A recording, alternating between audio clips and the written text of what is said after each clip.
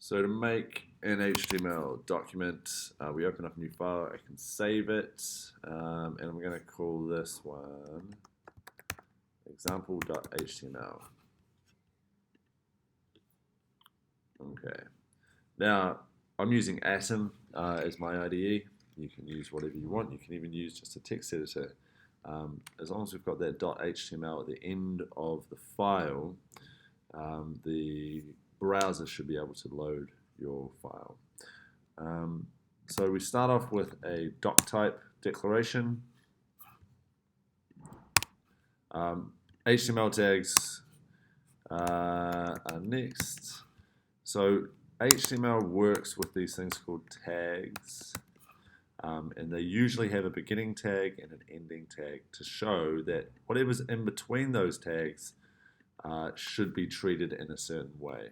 Okay, so for example, our next one we're going to use is the head tag. We're going to put our title, website, about whatever we want it to be, and then we end our title tag, and then we end the head tag. Now you can see there things are looking a bit wonky. The idea with indentation is that things that are inside other tags, so this title tag is inside the head tag, so it should be indented into a separate level. So you can see the head tag, the beginning and end tag line up. The title tag, that will be true as well. They line up. I'm just going to leave that on that line. And the HTML tags, beginning and end, they line up as well. So code indentation makes things easier to read. We also have something called a body tag, and all of HTML content is going to go in there. Okay, so things like we can make a heading.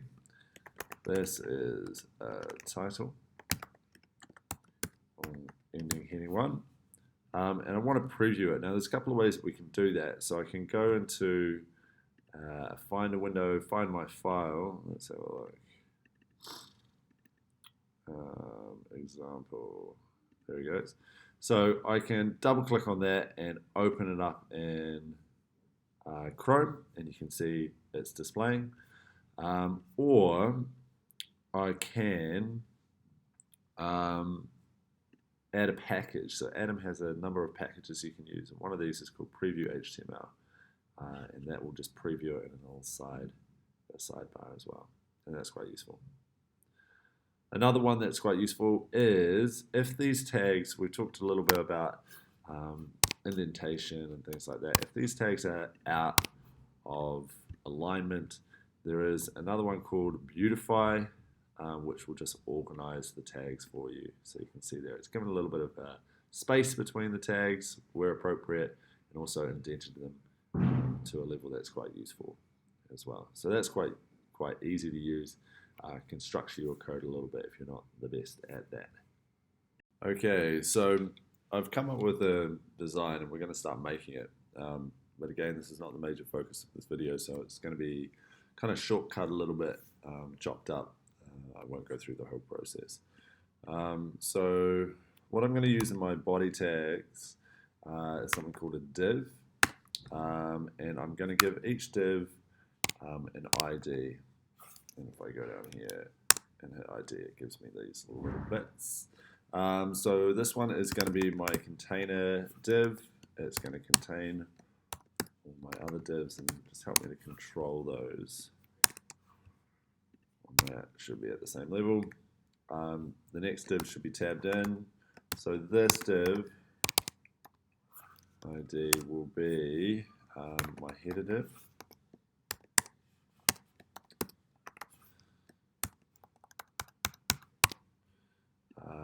And then below that is my, say, we'll go central div. It's going to be in the middle. And inside the central div, I'm going to have a left div and a right div.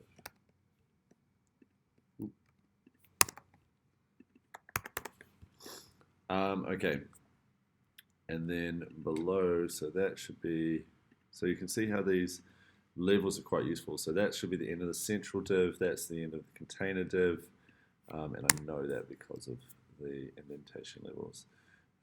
So down here I could have a footer div, which I may or may not use, to be honest. I'm going to put it in there anyway. Okay, so I've put in a little bit of content, and I can put content into these. So for instance, if I put in a heading, then it should pop up like so.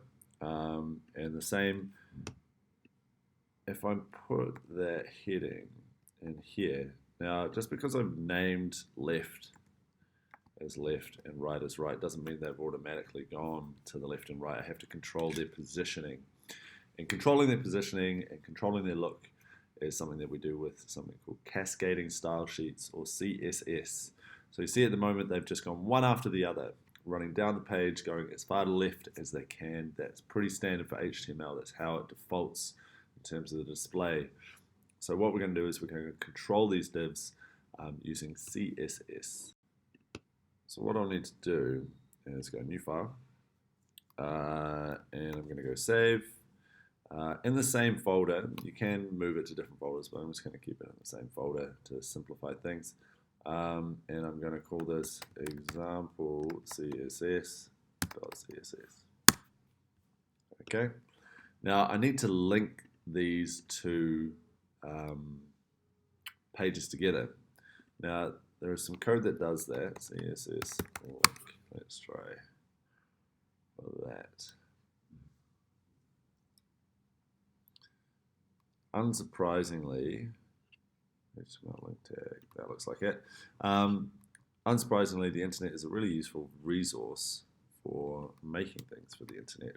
So there's the code that will allow me to link a HTML document to a CSS document, and that goes in the head section. So the head section contains things that aren't content, but describe the website or add functionality to the website, things like that. We just need to change this to example CSS. Okay, and we don't need to put a file path before it because it's in the same folder. That's the reason I did that. So now when we add code into this file here, it should affect the content that we've created, the HTML content in this file. Okay. So for example, we've got this div ID, let's say header. Yeah, let's change that. So we're going to go header, and we need to put a hashtag in front of it. That's because that's an ID. Okay, so hashtags refer to IDs. So hashtag header, and then we put a curly bracket and an ending curly bracket, and we say all the rules between these brackets are going to affect this ID header. Okay, so what would we like to do? Let's change the background color, and we'll make that red. So you can see there that's changed to red. Just to make you aware, CSS syntax basically goes the attribute, full colon, and then the value, and then semicolon to finish it off. Okay, so attribute, full colon, value, semicolon. So for instance, if I wanted to change the color of the text, I would go color, full colon, and let's make that white, semicolon. And it hasn't changed because I haven't saved it. As soon as I save it, Command S, it has changed. Okay, so the rules for this header ID are applying to that content in the HTML file. Yep, so there's my ID header, and it's coming through via that link tag. Okay, so you can see I've put some CSS display controls or rules and some appropriately named identifiers. So we've got these gaps. I'm pretty keen to get rid of them. The reason they're happening is because the heading 2s that I've got in these divisions, if I get rid of that one, you can see the gap disappears. It's the heading 2s that are pushing things away from one another. This is something called a margin. So you've got margin and padding. So padding is inside and margin is outside. So margin is like you sticking out your arm and pushing someone away from you. It's the distance between things. So what we can do is we can come in here and we can go, actually my margin, I want it to be 0. And then you can see for heading 2, that's reduced the gap between them. So they're now bunching up. And maybe that's what I'm after. I'm not really keen on those big gaps, so I want things a little bit tighter together. And that is going to apply to all heading 2s, okay? To all heading 2s. If I wanted to specifically apply it to this heading 2, I could use an ID. But if I wanted to apply it to some heading 2s but not others, I can use something called a class. Okay, and a class works in a similar way. So let's go class type text. So it's it hasn't got that massive gap, and I'm going to go back in here and I'm going to make that type text, and I'm going to precede it with a dot. So instead of a hashtag, it's preceded with a dot.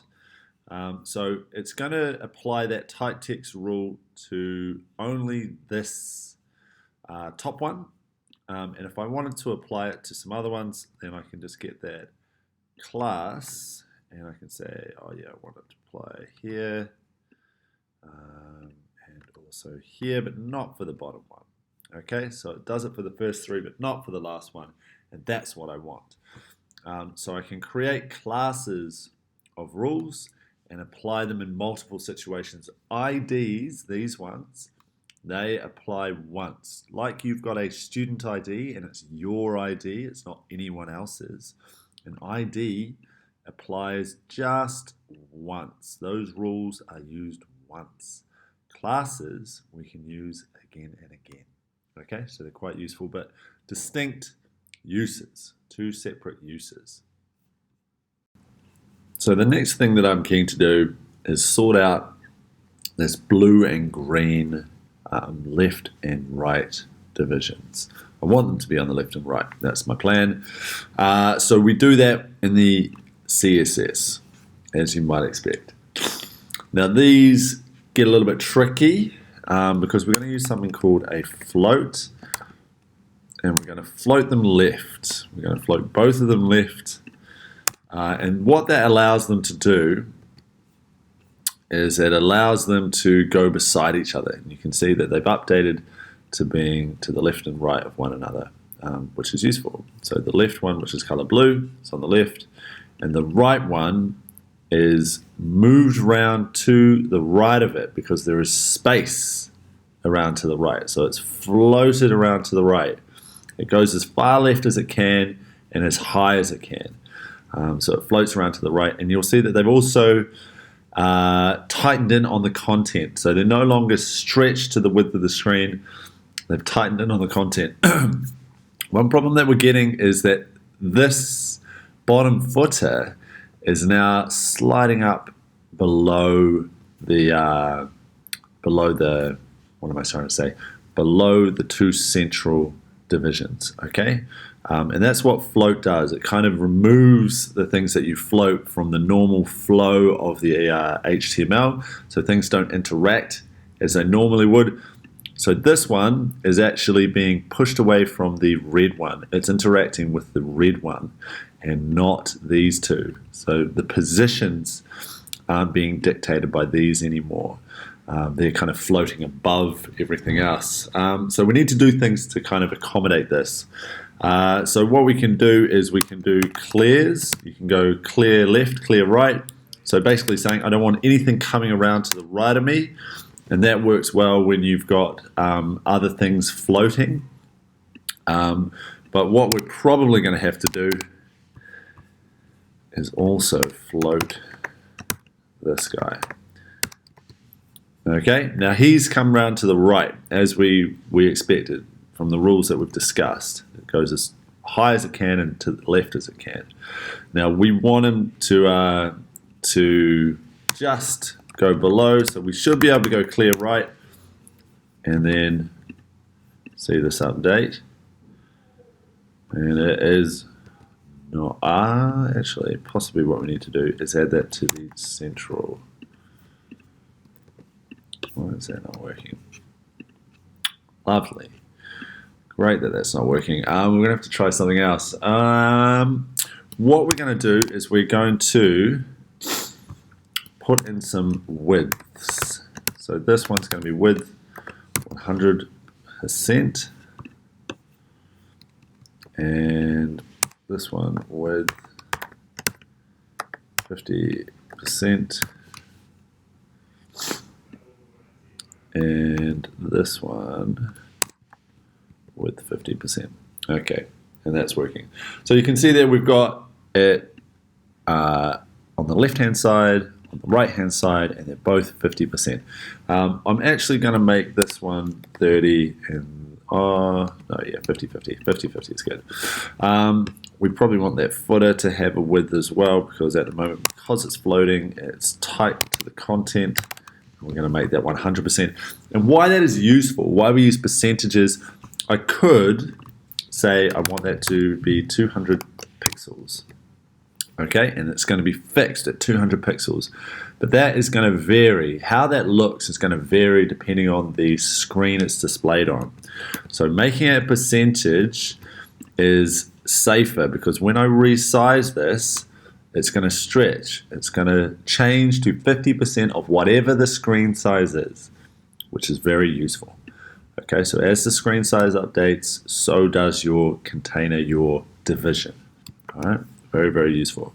So footer's 100%, central's 100%, and I think this one should probably be 100% as well.